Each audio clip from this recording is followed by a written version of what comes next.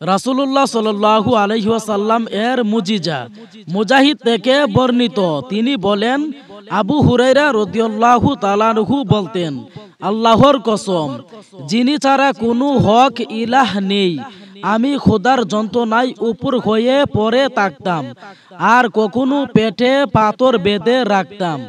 একদা আমি তাদের রাসূলুল্লাহ সাল্লাল্লাহু আলাইহি ওয়াসাল্লাম এবং সাহাবীদের রাস্তায় বসেছিলাম, যেখান দিয়ে তারা বের হতেন। আবু বকর রাদিয়াল্লাহু তাআলা আনহু রাস্তা দিয়ে যাচ্ছিলেন। আমি তাকে কুরআনের একটি আয়াত সম্পর্কে প্রশ্ন করলাম। আমি এ উদ্দেশ্যেই তা করলাম যেন তিনি আমাকে কিছু খেতে দিয়ে পরিতৃপ্ত করেন, কিন্তু তিনি চলে গেলেন, কিছুই করলেন না। এরপর উমর রাদিয়াল্লাহু তাআলা আনহু আমার পাশ দিয়ে যাচ্ছিলেন। তাকেও সেই একই উদ্দেশ্যে কুরআনের একটি আয়াত সম্পর্কে প্রশ্ন করলাম, কিন্তু তিনিও চলে গেলেন, কিছুই করলেন না।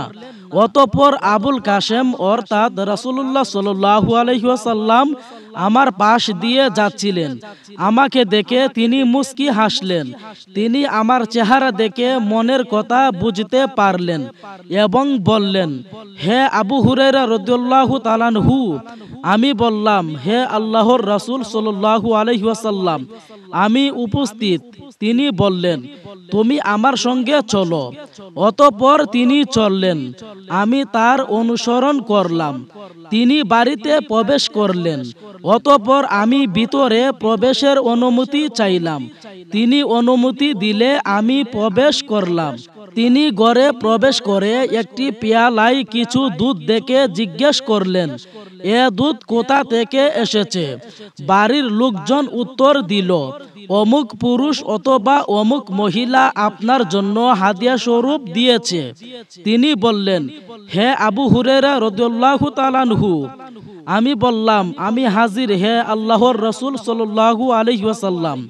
তিনি বললেন, আহলে সুফার লোকদেরকে গিয়ে এখানে ডেকে আনো। রাবি বলেন, আহলে সুফা ছিল ইসলামের মেহমান।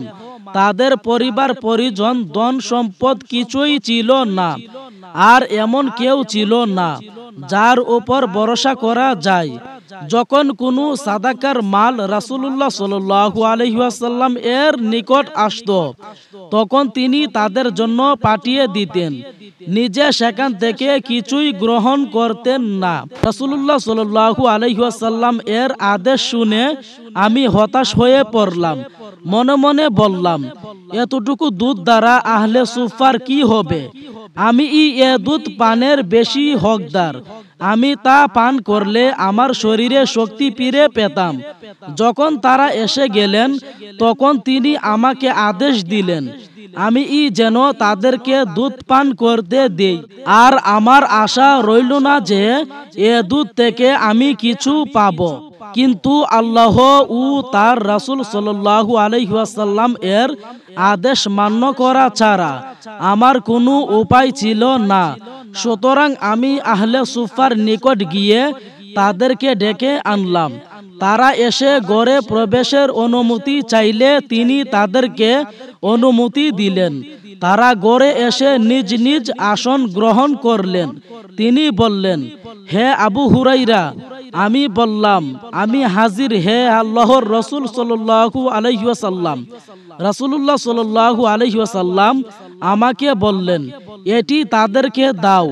আমি দুধের পেয়ালা হাতে নিয়ে দিতে শুরু করলাম। এক ব্যক্তির হাতে দিলাম। সে পান করে পরিতৃপ্ত হলো এবং আমাকে পেয়ালা ফেরত দিল। অতঃপর আমি অন্য একজনকে দিলাম। সেও তৃপ্তি সহকারে পান করে পেয়ালা ফেরত দিল। তৃতীয় জনকে দিলে সেও তাই করলো। এভাবে আমি সর্বশেষে রাসূলুল্লাহ সাল্লাল্লাহু আলাইহি ওয়াসাল্লাম এর নিকট পৌঁছলাম। সবাই পরিতৃপ্ত হলো। তিনি পেয়ালা নিলেন এবং আমার দিকে তাকিয়ে মুস্কি হেসে বললেন, হে আবু হুরাইরা, আমি বললাম, আমি হাজির হে আল্লাহর রসুল সাল্লাল্লাহু আলাইহি ওয়াসাল্লাম। তিনি বললেন, এখন আমি আর তুমি বাকি। আমি বললাম, আপনি ঠিকই বলেছেন হে আল্লাহর রসুল সাল্লাল্লাহু আলাইহি ওয়াসাল্লাম। তিনি বললেন, বসে পড়ো এবং পান করো। আমি বসে পান করলাম। তিনি পুনরায় বললেন, পান করো। আমি পান করলাম। তিনি একথা বলতেই থাকলেন। অবশেষে আমি বলতে বাধ্য হলাম যে, আল্লাহর শপথ, যিনি আপনাকে সত্য সহকারে পাঠিয়েছেন, আমার পেটে আর জায়গা নেই। তিনি বললেন, তাহলে আমাকে দাও। আমি তাকে দিলে তিনি আল্লাহর প্রশংসা করলেন এবং বিসমিল্লাহ বলে বাকি দুধ পান করলেন।